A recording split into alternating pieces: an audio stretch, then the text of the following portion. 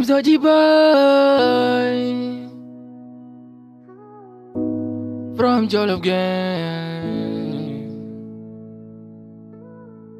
Jaban kung iyang gagawin Oumoye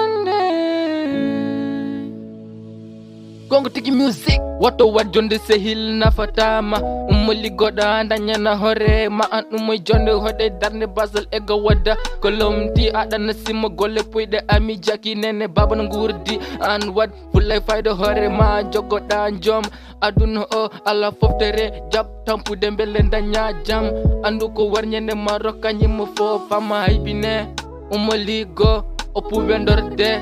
Umoli go solo yaware Oumoye go wodi do bonede Oumoye go jonde jigani podo ligade artira nder galle jonde jigani podo ligade artira nder galle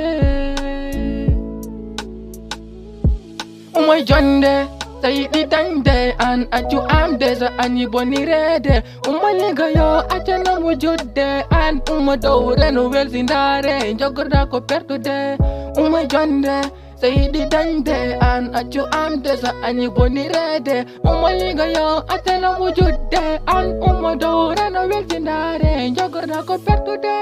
Oumoye go yo gilay sahama woto welsindo jango nimsa ya yekito jingnabe ma yo won ko kertuda moƴƴen jikoy aduna ma hem jogdi lakara fam aduna fadani ma liggoro hakkille ma nafa jingnabe ma aju yidde dole tew ma ko giddi nyamata safini daw kala ko bawda dañde wota yow aduna hande wela jango medda hebin muñal sayidi dañde law sayidi nande ko fam ko liggey woni farama alla nana sarama dinno liggama ya wurandi rade ngoyka yow dani fewani dinno wadde andu harema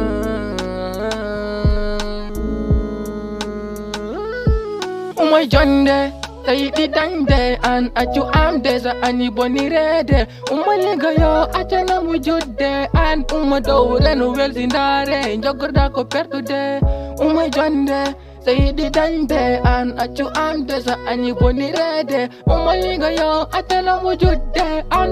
do reno welsindare jogorda ko pertude